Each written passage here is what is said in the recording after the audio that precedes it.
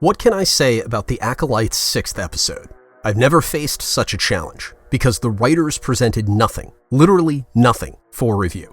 The plot didn't move from the end of episode 5 to the end of episode 6. I've never encountered a clearer example of filler in my life. No hyperbole. Mystery box after mystery box in the Jar Jar Abrams style. I'll say some things about the Acolyte into a microphone next.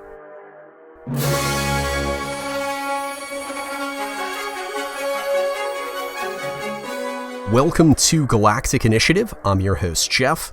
In a trio of equally fruitless subplots, May and Saul addressed malfunctions in orbit around Kofar. Vernestra Rwoh conducted a half-aid investigation on Kofar, and the Stranger triggered OSHA on Ahsoka, or an incredibly similar location.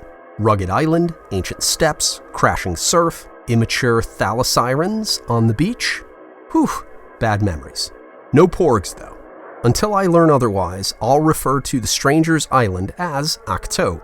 May and Saul's boring, pointless game of cat and mouse took place aboard a Jedi starship that somehow supported a filler episode, meaning it experienced a communications disruption and a power outage as contrivances to extend May and Saul's dance around the stupidest idea in D+ history. Saul's realization he left Kofar with the evil twin, not his former Padawan. Quite a coincidence, Saul piloted the same ship used for the Brendok mission 16 years prior. To increase suspicion, he showed uncharacteristic emotions, blocked contact and rendezvous by the Jedi, continued to duck questions about the past, took the ship into hyperspace destination unknown, and locked May to a med table. Basil uploaded information from Pip to the ship's computer, confronted May with a vicious one-leg lock, and scuttled through maintenance corridors without discernible effect. Due to a language barrier, monologue and dialogue were impossible. From his actions, I couldn't divine Basil's purpose.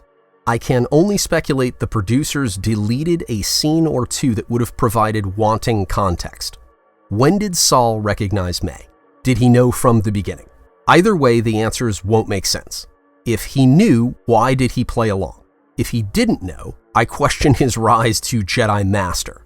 Will anything from this subplot make any difference in the climax or resolution of the series? How about new? Vernestra Rwoh and Beta Mog investigated the massacre of Jedi on Kofar. Both comprehended a lightsaber assailant at the scene, but neither sensed the dark side. Odd. Seems like a Force ability demonstrated on dozens of preceding occasions. Oh well.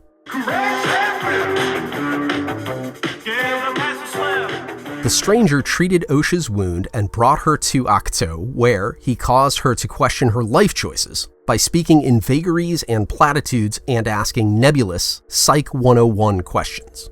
He took a bath in a tide pool, disrobing, a weird moment for Star Wars. OSHA revealed she wasn't rejected by the Order. She failed to become a Jedi. The Stranger hinted at great potential and suggested meditation in his BDSM helmet made of cortosis. Confirmed. Cortosis, the forerunner of Beskar from the expanded universe. You know, the cache of stories that the president of Lucasfilm either misses or ignores. But good old Dave Filoni is happy to pull unabashedly from better writers.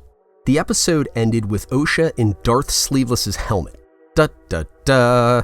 For S's and G's, I'll read a verse of Billy Joel's The Stranger, title track from his 1977 album. Yes, Star Wars premiere year. I believe the song captures in one stanza what eludes the Acolyte over 6 episodes.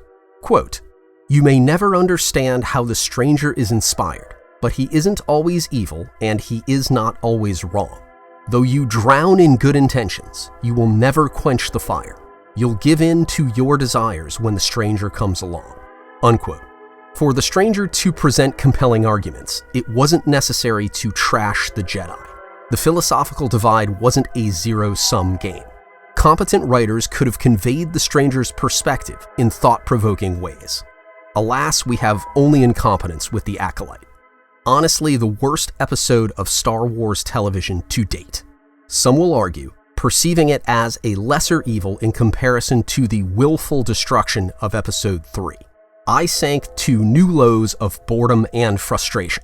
Time is my hang-up. Don't waste my time. If you have nothing to say nothing. Wow, a cliche worthy of the stranger. Stay tuned for a short. J.J. Abrams explains Episode 6 of The Acolyte.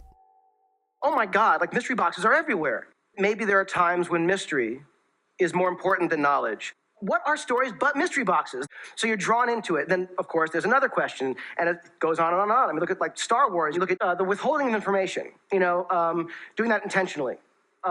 There's this idea, and stretching the sort of paradigm a little bit, but the idea of the mystery box meaning what you think you're getting than what you're really getting. Oh my God, like mystery boxes are everywhere.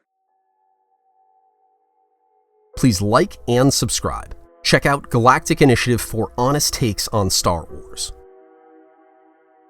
Galactic Initiative is not authorized or endorsed by Lucasfilm Limited. The name Star Wars and all related materials are registered trademarks of Lucasfilm Limited, a subsidiary of the Walt Disney Company, all rights reserved. Galactic Initiative is a registered trademark, and other product and company names are trademarks of their respective holders. Use does not imply affiliation or endorsement.